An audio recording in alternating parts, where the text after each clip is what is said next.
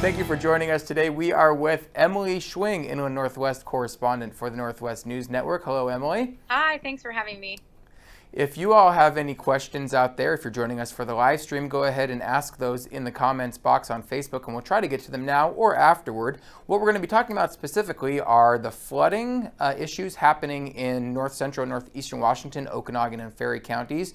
Also about some tick awareness. I know everyone's favorite topic, creepy ticks, and a pipeline in Canada that might affect refineries in Washington state. A lot there, so let's dive right into it. Emily Schwing, so you've covered a little bit of the issues in Okanogan and Ferry counties yesterday. It's going to be an ongoing issue for the next several weeks, probably.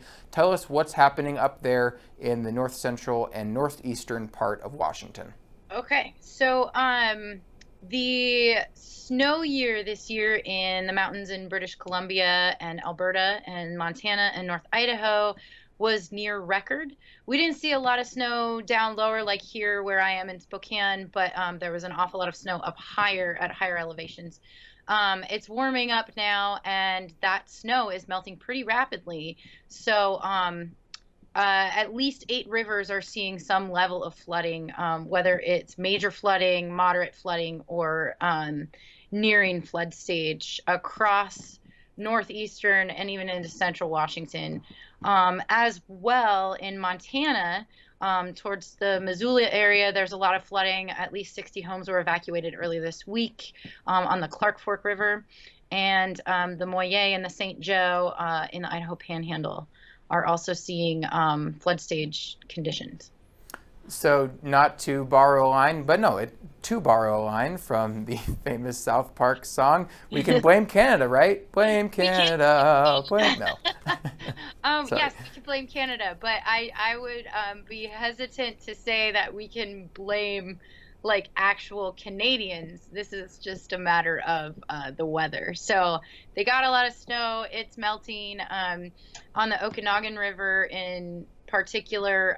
The Zozel Dam is wide open, and Osoyoos Lake is the highest it's been in about 10 years, and that's a lake on the Okanogan River formed by the dam that it crosses the border, the U.S.-Canada border. There's some interesting facts about this, actually. The Zozel Dam was put in 1927, and it was basically set up as like a reservoir to catch logs by the Zozel Logging Company. I thought that was a fun fact. But yeah, that river is flooding. And the Kettle River near Ferry in Ferry County is also flooding. And I spoke with a National Weather Service spokeswoman yesterday, and she said that we can expect to continue to see this kind of flooding conditions through at least the middle, if not the end of next week. So things are supposed to warm up on this side of the state over the weekend, and that means more snow will be melting and more water will be delivered into those watersheds. So rivers are going to be high for at least a week, if not longer.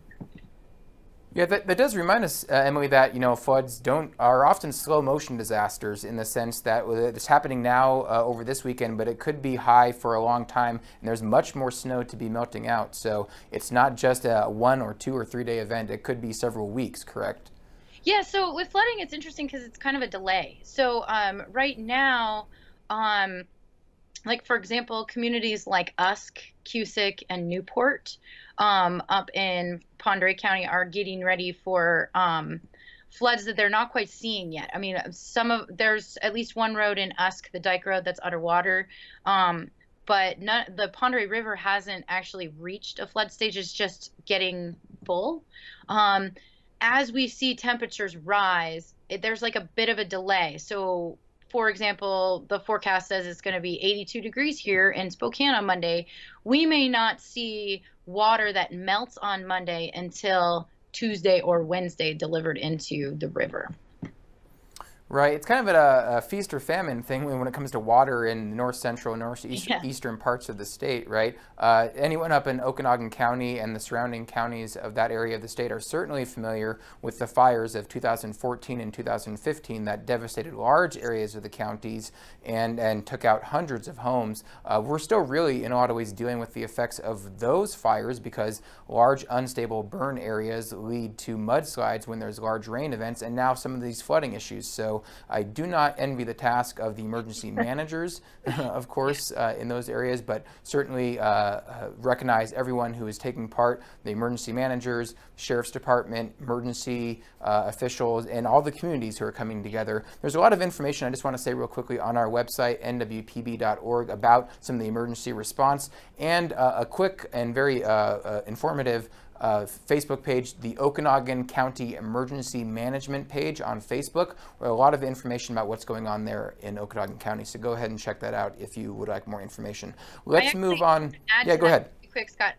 The Ferry County Sheriff's Department's Facebook page is also quite helpful if you're in Ferry County and you need some information on where to get sandbags, where to fill sandbags, and what is happening with the Kettle River near Ferry. So it's important. Facebook has been a great resource for that. Absolutely. So moving on to another unfortunate thing with spring, we have runoff from the mountains that might cause flooding, and we also often have tick season in the Northwest and frankly all around the country. We've been hearing a lot about an uptick, in Lyme disease, and health officials are warning about that. What have you heard on some of the reporting you just did?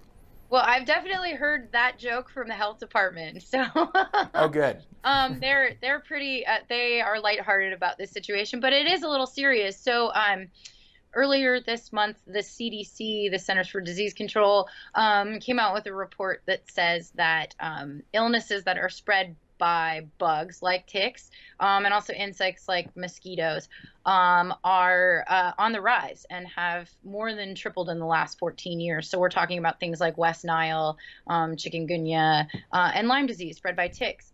It also turns out that this year's tick season, so one thing I didn't know about the tick season is it actually peaks in May. I thought it didn't come until later in the summer, but adult ticks peak in May, and then the larvae, which are known as nymphs, which basically look like itty bitty ticks, peak later in the summer, so July and August. But people might be seeing a lot of ticks this year. There's not a lot of data to say that the tick population is on the rise in the Northwest.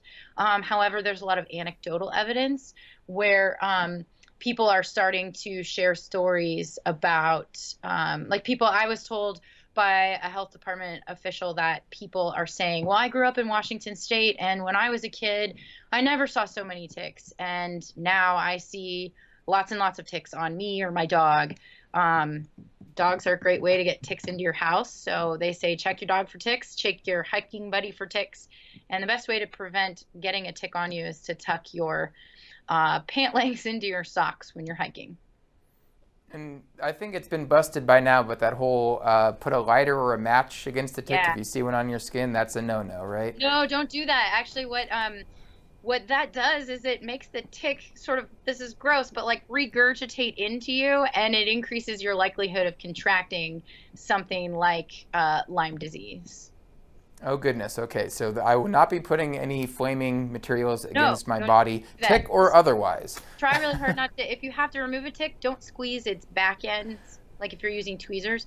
One of the best ways to do it is to just coat it in Vaseline, because it keeps the tick from being able to breathe, and it'll start to back it on its own. Or you can just really quick just pull it out, but make sure you get it by its head and not its body. So interesting stuff. Okay, well, thank you so much for keeping us healthy and informed on that one. Moving along to the Trans Mountain Pipeline. Is that correct? Yeah. Mm-hmm. Okay, so it seems like we hear about pipelines all the time. Keystone XL, the North Dakota issues from the last. Yeah. All right. So what's going on with this Canadian pipeline and how it affects possibly refineries here in Washington State? Right. So Kinder Morgan wants to build a twin pipeline to one that already exists called the Trans Mountain Pipeline.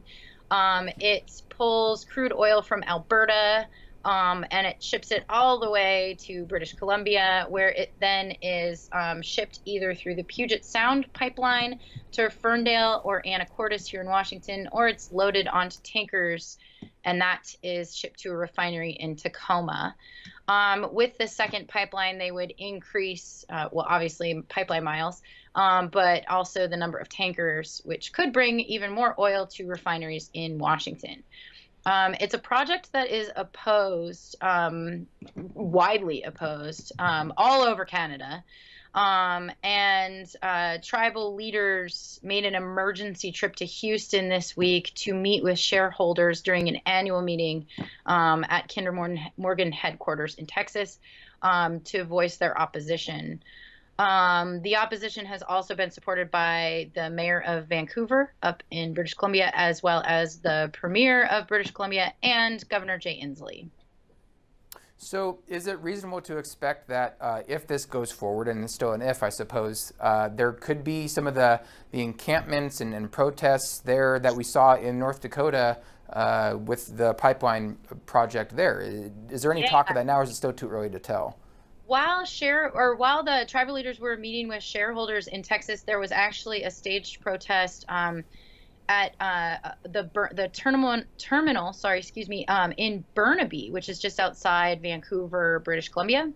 There was one arrest made, but people were protesting in solidarity. There were also kayaktivists on the water there in Burrard Strait, Inlet, in Burnaby. One guy was arrested, and I actually looked this up. Roughly 200 people have been arrested for protesting this pipeline in British Columbia since March. So I would definitely expect to see more protests and things like that as this issue progresses. I will tell you that Kinder Morgan ceased all non-essential spending on the pipeline expansion plan until May 31st. That decision was made in early April. This self-imposed May 31st deadline is for the company to come up with a decision on whether or not they think the project is viable. There's also a June deadline for Canada's Federal Court of Appeals on a case that was brought by tribal leaders in Canada. They argue that they were not appropriately consulted on the project before the federal government in Canada signed off on it. Interesting. Well, certainly something to keep watch on. So as we wrap up here, we've been talking about ticks and flooding and all these kind of sad topics. I just wonder, though, we're in this beautiful area of the Northwest, and I always like to ask people, what do they like to do when they're not being reporters?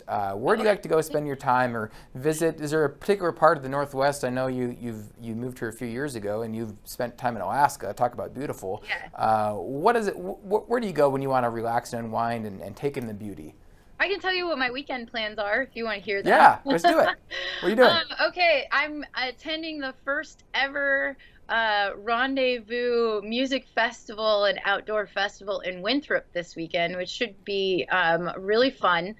There's a guy named James Varner who runs a group called Rain Shadow Running. They put on all kinds of really amazing trail running races all over the Northwest in Oregon and Washington. I've competed in some of those races, and I just think they do a fabulous job. So in honor of James's birthday, he's throwing himself a music festival and outdoor celebration up in Winthrop. And there will be paddleboarding and mountain biking and music and food trucks and horseback riding and all kinds of things. So hopefully, I haven't even checked the weather. I don't actually check the weather forecast when the weekend approaches because I don't want to be disappointed. So I'm hoping that the weather is awesome. I think it's supposed to be pretty good, and I've heard of that festival. It's up at Sun Mountain Lodge, right outside of Winthrop. Yeah. They're not a sponsor, so we're not plugging them, but it's supposed to be really fun, so if you ever have a chance. Everybody come out, but I think it'll be really fun. So. Right. Well, we're hashtag jealous that you're able to do that. And here's a quick plug. If you take cool pictures, upload them to the NWPB Tumblr page. That's nwpbroadcasting.tumblr.com, where we share pictures from around the beautiful and unique Northwest. So please, if you out there in Facebook land have any to share, please, we'd love to hear from you about the cool places that you visit around the Northwest. Emily Schwing, thank you so much for joining us today. It's been a pleasure. Thank you for having me. And thank you to everyone for joining us. We do this every Friday at noon on Facebook. Thank you for joining us so much here in the unique Northwest.